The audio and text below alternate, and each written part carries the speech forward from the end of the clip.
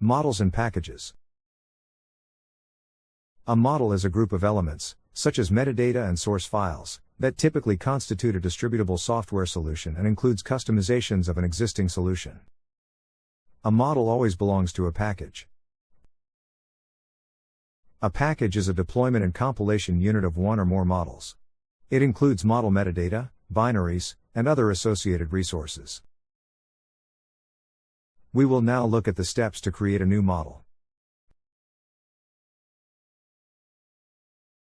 Under the Dynamics 365 menu, choose Model Management, then click Create Model. Specify the layer, version, model name, model publisher, model description and model display name and click Next.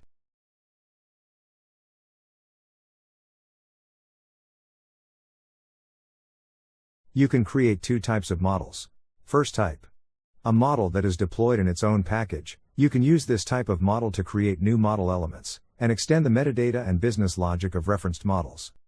This type of model is compiled into its own assembly and binaries, and will simplify and reduce the cost of upgrades, deployment, and application lifecycle management in general. Second type. A model that is a part of an existing package. You can use this type of model to temporarily use legacy features such as overlayering source code and metadata. This feature is considered legacy and is supported only to upgrade from legacy versions. In this example, we select the option Create New Package, and click Next.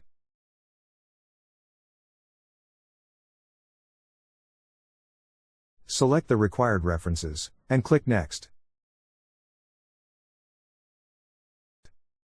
Verify the details in the summary page. You can also create a new project, and set your model as default for new projects. Once selected these options, click Next. This opens the New Project dialog, where you can rename the project and create a new solution.